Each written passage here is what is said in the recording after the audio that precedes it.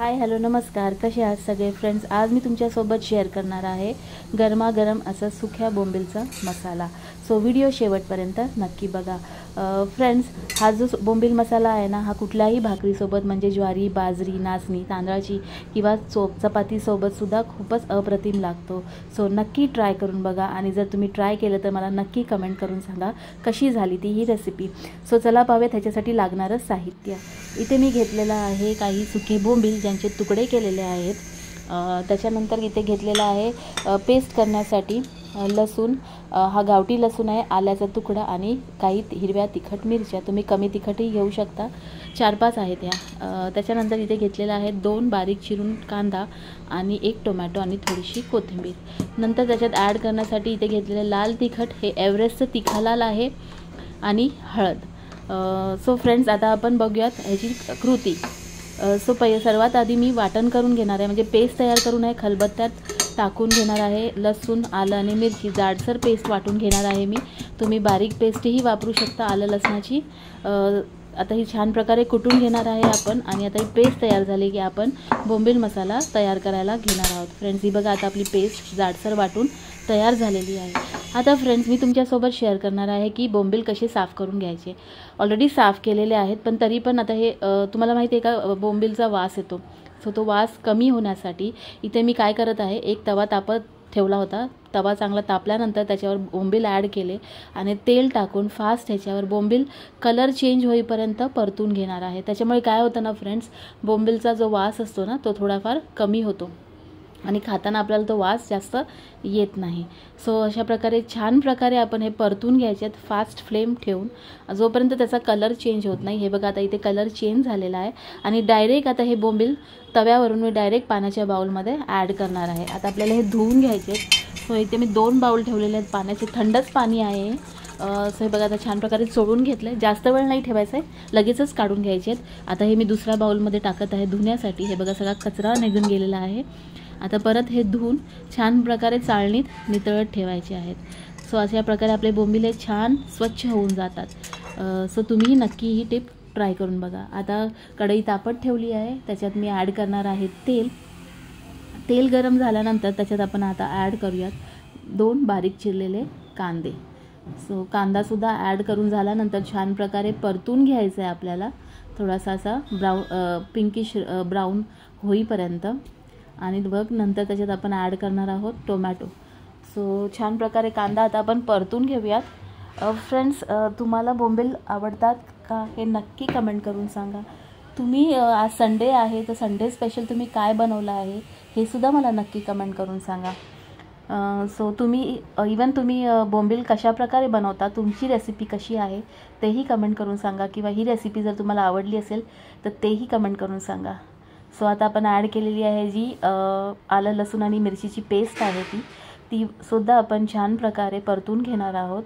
त्याच्यानंतर आपण आता ॲड करणार आहोत ह्याच्यात 1 चिरून घेतलेला टोमॅटो आणि तेही छान प्रकारे परतून घ्यायचं आहे। आणि थोडीशी कोथिंबीरसुद्धा मी ॲड केलेली आहे त्याच्यात। हे बघा आता मी छान परतवून घेत आहे त्याला। कांदा, टोमॅटो आणि कोथिंबीर परतल्यानंतर त्याच्यात मी ॲड करणार आहे थोडीशी हळद आणि 1 चमचा लाल तिखट, म्हणजे एव्हरेस्टचं तिखालाल। तुम्ही नॉर्मल मिरची पावडरसुद्धा ॲड करू शकता, हे थोडंसं तिखट असतं। आणि छान आपण आता ते सगळं एकत्रितपणे मिक्स करून घेऊयात। हे बघा आता छान मस्तपैकी परतवलं आहे, किती छान दिसत आहे ना कलर। टोमॅटो, कांदा, कोथिंबीर आणि पेस्ट छान प्रकारे आपली परतून झालेली आहे। आता आपण फ्रेंड्स त्याच्यात ॲड करणार आहोत हे धुतलेले बोंबील आणि परत एकदा सगळं छान प्रकारे मिक्स करून घ्यायचं आहे। छान मिक्स झालं की त्याच्यात आता आपण ॲड करूयात वरून पाणी। बोंबीलच्या वर थोडंसं पाणी येईल एवढंच ॲड करायचं आहे। आता ते थोडंसंच पाणी ॲड करत आहे बस। आणि आता आपण मिक्स करून घेऊयात एकदा आणि छान झाकण ठेवून 5 मिनटं। आता मी वरून परत त्याच्यात चव येण्यासाठी, आणखीन टेस्ट एनहान्स होण्यासाठी इथे मी मालवणी मसाला ॲड केलेला आहे आणि मीठ।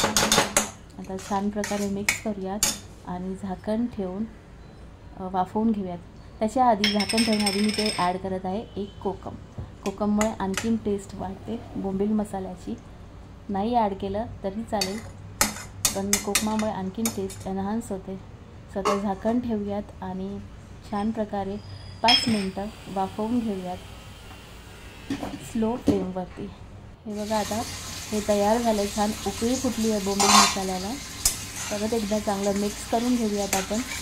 असंही ठेवू शकता तुम्ही, किंवा तुम्हाला जर सुकं आवडत असेल तर आणखीन एकदा झाकण ठेवून 2 मिनटं थोड्या मीडियम फ्लेमवरती वाफवून घ्यायचं. हे बघा आपला बोंबील मसाला तयार झालेला आहे फ्रेंड्स. छान किती दिसतंय ना, किती छान कलर आला आहे त्याला. हे बघा आता मी परत एकदा सगळं मिक्स करून घेत आहे. आणखीन सुकवायचं असेल तर तुम्ही आणखीनही त्याला ड्राय करू शकता. खूप छान लागतं हे भाकरीसोबत, नक्की ट्राय करून बघा. हे बघा आपला बोंबील मसाला रेडी झालेला आहे. मी परत थोडासा सुकं होण्यासाठी झाकण ठेवून दिलेला आहे 2 मिनटासाठी. सो ड्रायसुद्धा खूप छान लागतं. तुम्ही थोडंसं असं घट्ट म्हणजे ग्रेव्ही ठेवू शकता. हे बघा छान सुकला आहे आपला बोंबील मसाला, आता रेडी झालेला आहे फ्रेंड्स. आता मी वरून ॲड करत आहे कोथिंबीर. किती छान दिसत आहे ना, नक्की ट्राय करून बघा. ही रेसिपी तुम्हाला नक्की आवडेल. सो फ्रेंड्स, हे झालं आहे आपलं बोंबील मसाला रेडी.